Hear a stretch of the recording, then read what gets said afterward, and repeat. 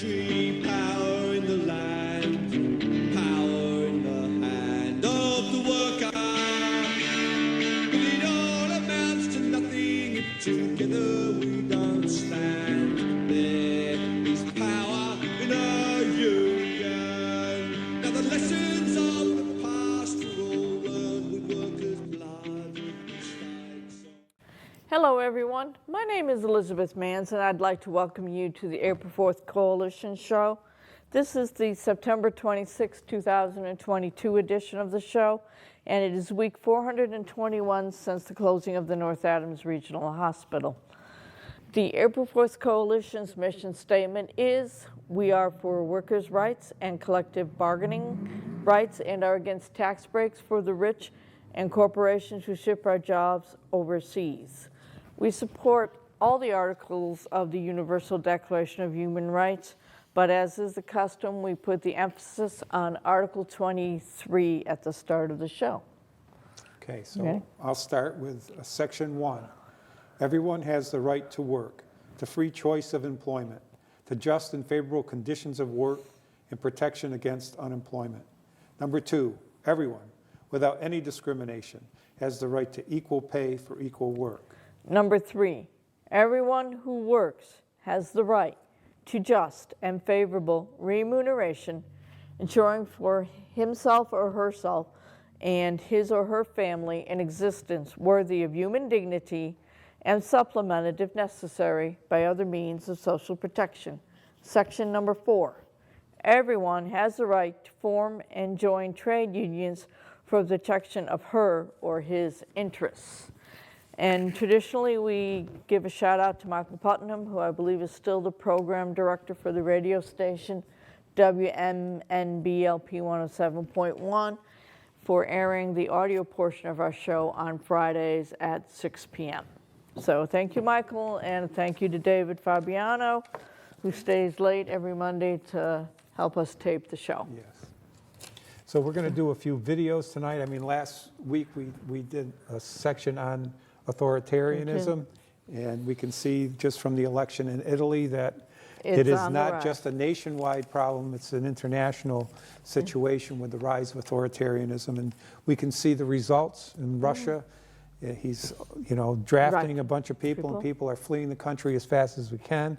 We see the problem in Iran with the dictatorial religious government, which, women are standing up to troops, just burning their hijabs. Right, taking the veils off and going unmasked because technically it's against the law to be unmasked if you're a woman. So it's a struggle.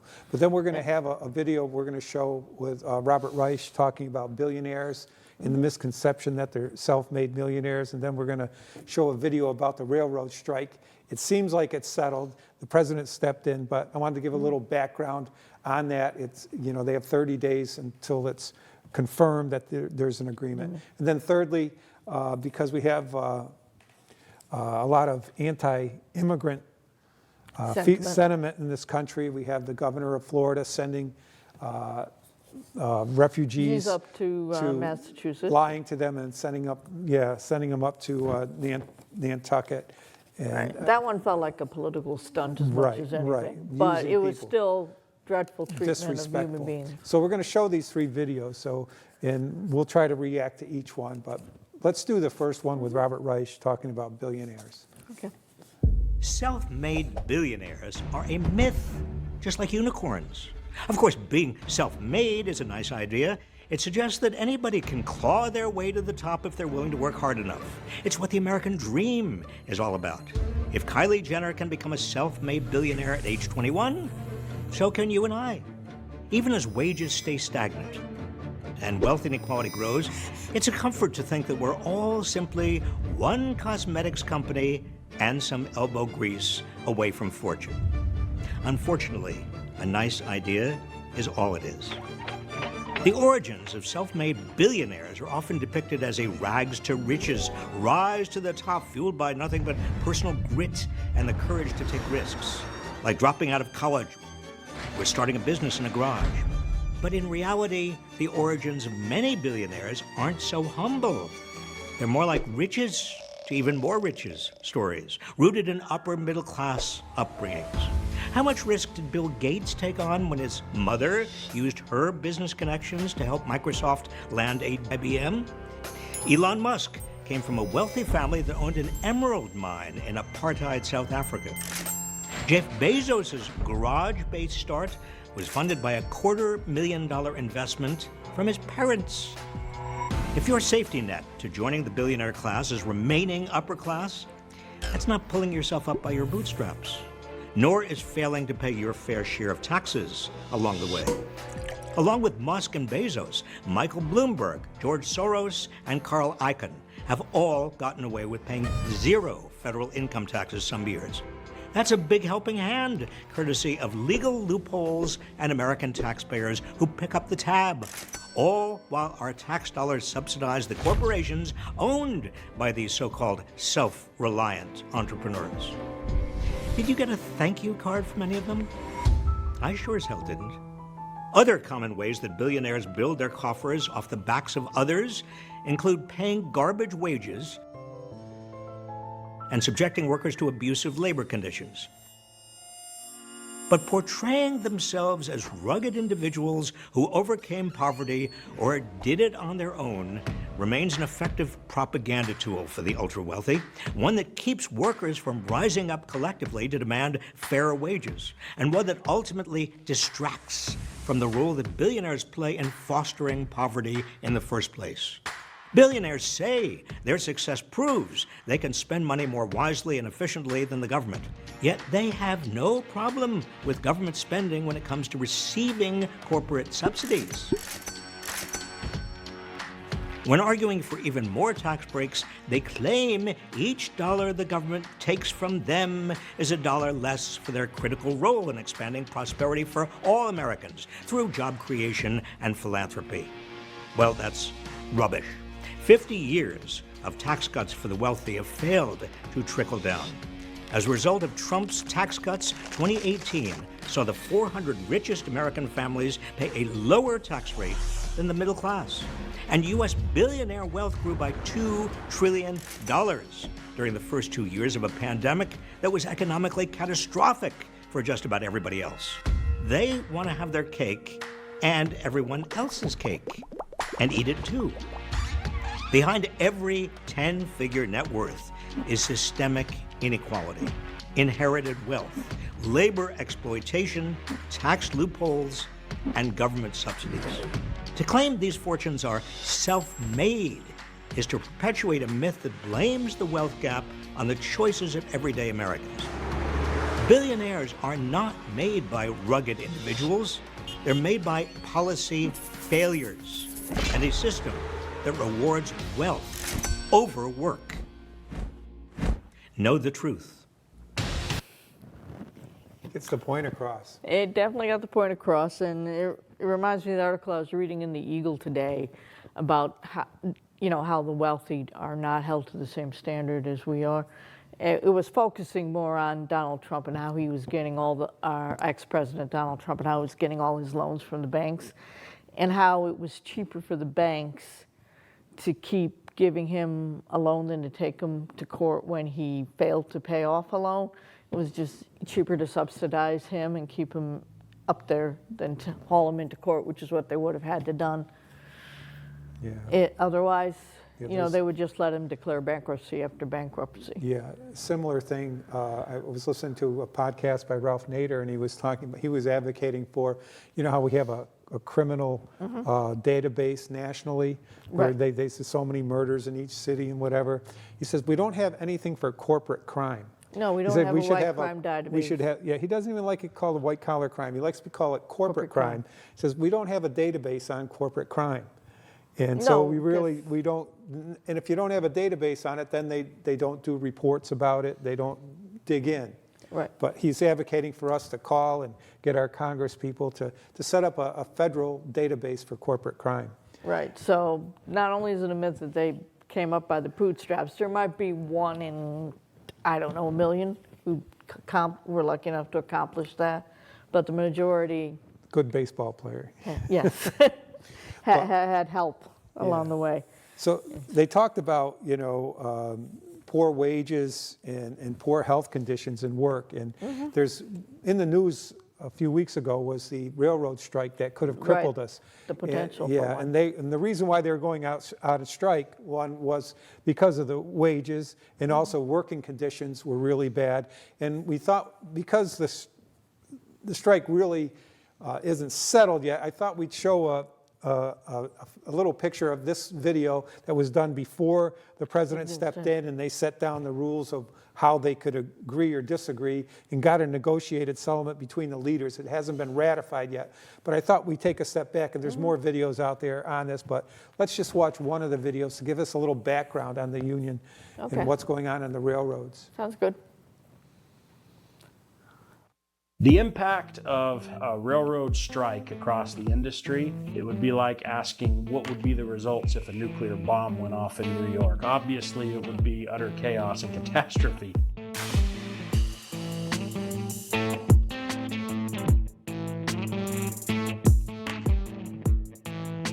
It seems intentional, like the railroad industry is intentionally trying to create an oppressive work environment so that they can reach their end goal and be able to give more money back to Wall Street.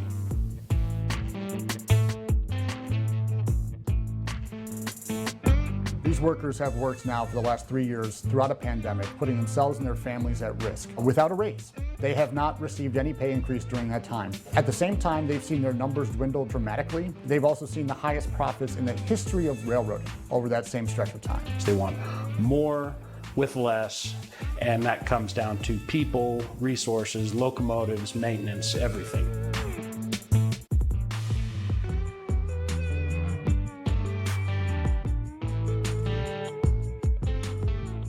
Railroads have laid off 45,000 people in the past 5 years. That means that they are completely incapable of meeting the demand that is placed on our economy. Just on duty time, you are very commonly working 80+ hours a week. That does not include the time that you're sitting at the away from home terminal. I mean, you might be away from home, subject to the railroad, not with your family, for 120 hours in a week.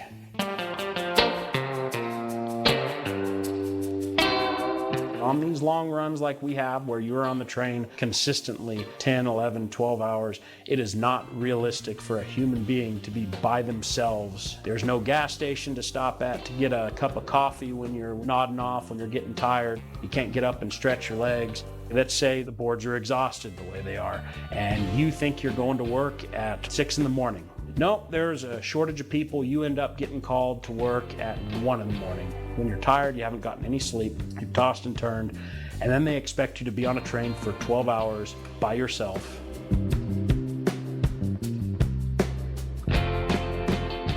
We used to be paid an above average salary because we work an above average lifestyle where we are gone holidays, weekends. But the way inflation is devaluing our purchasing power, that's not really the case anymore. You might only be making like $26 an hour gross when you consider the time after your hours of service expired that you're sitting there in a siding, the time sitting in a hotel up to 16 hours without pay, and the fact that you're having to pay for those meals out of pocket. The sacrifice that we make is not being compensated. In this round of contract negotiations, I believe railroad workers as a whole want 4 things: an increase in their pay, they want to keep their health insurance, they want the ability to take time off when they're sick, when they need time with their family without being subject to an oppressive attendance policy, and we don't want to be forced to one-man crews the way the railroad wants to cram it down our throat.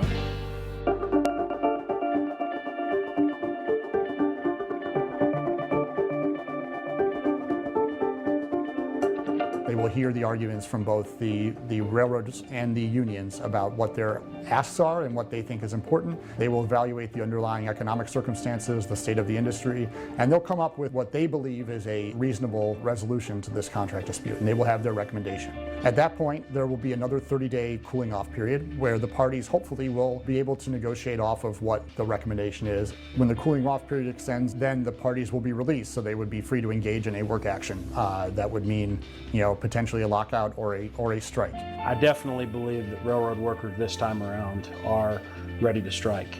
I think people are waking up to how important the supply chain is to their daily lives. I mean, that became very clear when we had these big slowdowns and we had empty storefronts, and that was based on underperformance. But no performance would have bigger impacts across the board. Imagine how bad the backlog would be if the railroad shut down for a week's time. Just a week. It would be enough that store shelves would be empty.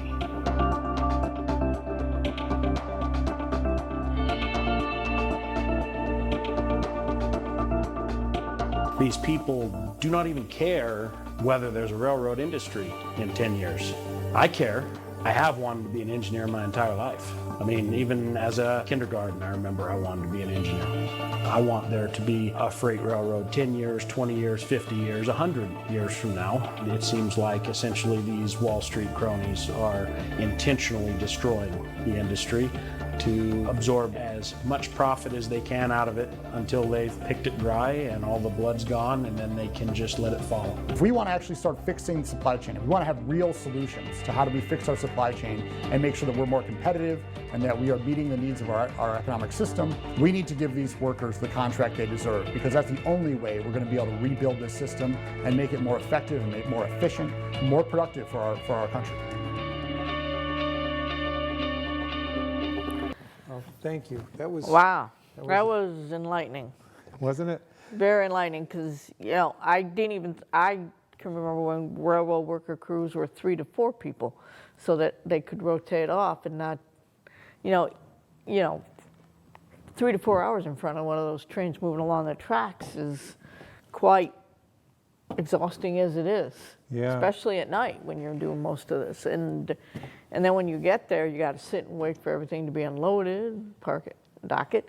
And then I guess you got to wait for a return trip. I'm assuming that's why you're in a hotel for 16 hours waiting for the return trip back with the rest of the supplies. And yeah, no, one person per train. Yeah, well, that would be such an OSHA violation. yeah, I think we're going to have to wait for that other video because we don't have enough time. It's like a 14-minute video that we were going to show. Oh, okay. So maybe we should just stick with this discussion on the railroad. Right. North Adams is a railroad town. It was. Without the railroads, North Adams wouldn't exist like it is. We would have been part of Adams. Right. Because there was a time that this was just Upper Hoosick and Lower Hoosick, or Adams in North Adams, but they were one community. But when that railroad put Came that through. tunnel through, all of a sudden the population just quadrupled, and the people who lived in Adams were more of a farming community. They said, yeah, that's okay. We'll stay where we are, Let's and you can separate. go. It was a happy separation. But just for my own family, my grandfather, I grew up right by the freight yard down on Furnace Street, and my grandfather worked on the railroad, and that's why we lived there. And then when my father was graduated from 8th grade, he was able to get a job, and he worked on the railroad. So he was like, maybe it was in the 1920s. He worked there for a number of years until he got drafted to go into World War II. But yeah, I mean, I could always remember the trains going by. Oh, I can remember them down in Pittsfield too, Yeah. and everything. But they used the caboose was the thing that we always looked for, having the caboose. And then all of a sudden they stopped having cabooses, and they just put this light at the end of the train. The caboose was a place where all the people that worked on the train used to gather. Gather and rest. Right? So that's why they eliminated that. It. Wasn't it all supposed to be like an emergency brake spot Yeah. to stop the train if something went wrong up front? Yeah, that I don't know, but it's just amazing. I mean, I've watched other videos about the railroad, and there's more information that we could get from it. But one, MSNBC did, I think, an hour-long show about the railroads about 2 months ago. And the one thing they were talking about is the major competition between the railroads and the Truck drivers? is the truck drivers, the individual Because truck that's the drivers. only one I could see, because air freight would be way too Right, expensive. right. There's no way you could do that. But you can see where the truck drivers are going. They have just one driver on the train, I mean, on On the truck, the right? truck, but they're moving towards automated truck drivers, so there'd be no truck driver on the highway. They're getting Automated truck drivers? Yeah, that's what they're moving towards, and this is why the railroad, seeing it as a competition, and they're And trying they're to. hoping to go to automated. Right, and it's just the way Wall Street works. They're looking at how to save money, just like the man said in it. They're looking at the next quarter. They don't have any distance in there, and they're not looking about the best of the And they're not going country. to worry about when something goes wrong in an automated situation. Is the train going to be, is that train going to be able to stop if there's a car stuck in the railroad, Yeah. or ice, or Right. snowy conditions, Right, or there's whatever? just so much Same to thing it. with an automated truck. I can't imagine it. This Different was- drivers all around you. This was on On the highway. that MSNBC special on railroads, and we could show it maybe sometime, but that's where they're trying to move. They're trying to eliminate all jobs. You know from your job, I know from my job, the number of people over the last 30 years, they've, like they said yeah, on the railroad, downside, 45,000 downside. people lost their jobs on the railroad. And it just keeps going. No one's looking at the long game.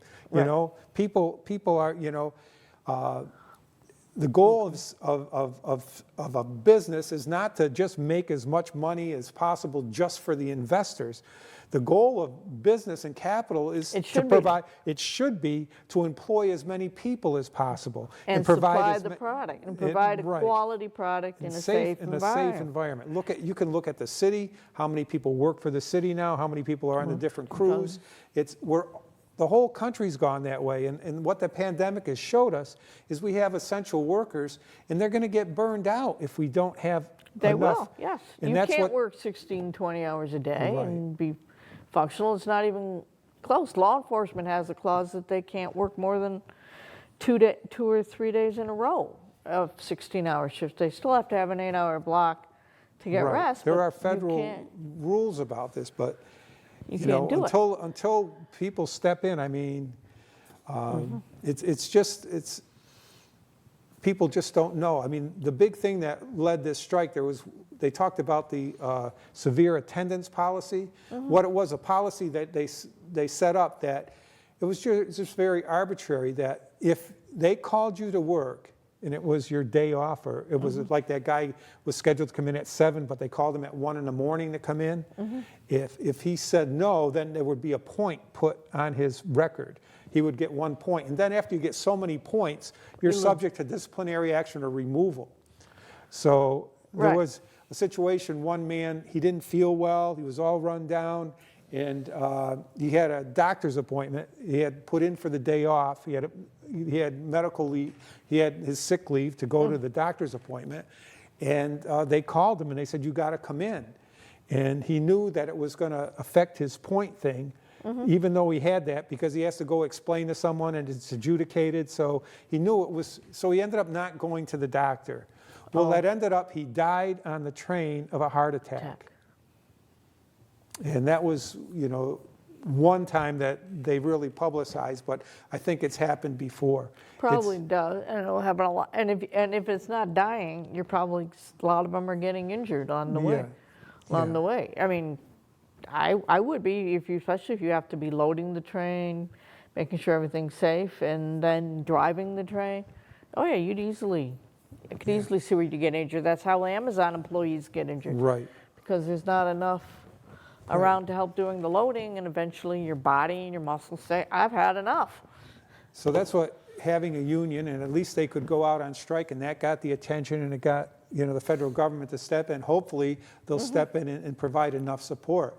But it's just overwhelming throughout the whole society. It's not just the railroads. No, it's I know not. it from the post office. It's you know FedEx, it. it's UPS, it's all Everything. yeah. Everything.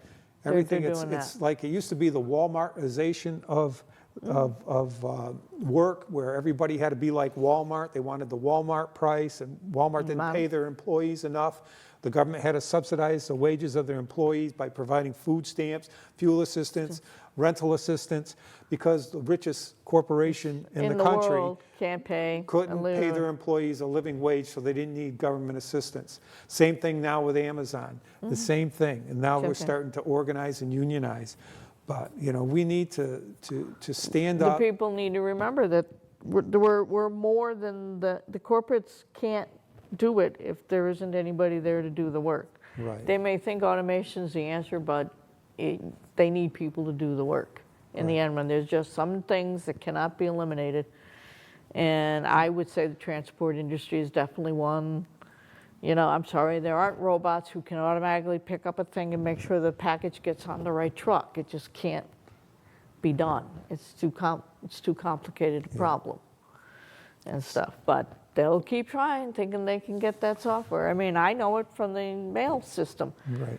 I can't tell you how many times we're putting things back in that says not MCLA mail, not college It's all mail. mechanized and. And that sorting system just can't do it correctly. Yeah, there's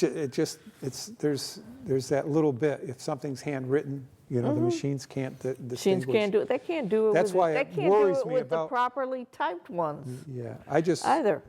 well, it depends if there's, yeah, but just like, But it's imagine the same trucks on theory. the highway They've without a tried. driver. Right. Double hauling too, not just one tractor trailer with But two tractor trailers? Two trailers, you know what I mean? One And behind who's you. going to greet the truck, this driverless truck at the end and stop it? Right, And, I have and no. who's unloading it then? And Yeah, who's, it's a. what, real- you're going to have a helicopter guiding it from I don't above? Just- I just, these are the things that are happening today that are causing the friction within our society. And right, we because hope, we don't value the people and the Right, employees anymore. right. Like for instance, the government says, some people will say, well, we don't have, Social Security's running out of money and we can't find workers. But the reason why there's not as many people contributing to Social Security is we Because don't not a have lot of enough people working. Right, people We're aren't keeping, working. and we had other people that keep the refugees out, keep the immigrants Exactly. out. But if we brought these people into our country and put them to work, They'd be contributing. they would be contributing to the Social Security system. I listened to a podcast with Al Franken, and he had the Nobel Prize winning economist Paul Krugman. And he said that, the problems we face in this country, can be simply fixed. He says, we just need a modicum of civility and understanding, and we could cure these problems. Without doubt. Yeah, and he said, bringing immigrants into this country, putting them to work, and if they're not even citizens, if they're on green cards, he says you could be even more devious because they'd be paying into Social Security and they never would be even reaching the benefit. Right. There's simple solutions, but it seems like the media and as Timothy Snyder said in the video we showed last week, that we have this new wealth of information, but we don't yet know how to control it and make sure that the information is valid. And accurate, and so. He drew the analogy with the book. Right, and then you have the natural tendency of people to go to what they believe in, go to the window that's comfortable for them, and then not look beyond it, Right. which is a hard thing to More working on emotion rather than using your head. And Right. so that's what we're hoping next week we'll show the video on the refugees, and we'll do some other things too. But thank you for tuning in. Right, and remember, power to the people, and it is still an election year. We will be voting again in You'll November. be able to vote soon. Go in and vote. Vote often and early. Have a good day. Sorry. There's power in the factory, power in the land, power in the hand of the worker. But it all amounts to nothing if together we don't stand. There is power in our union. Now the lesson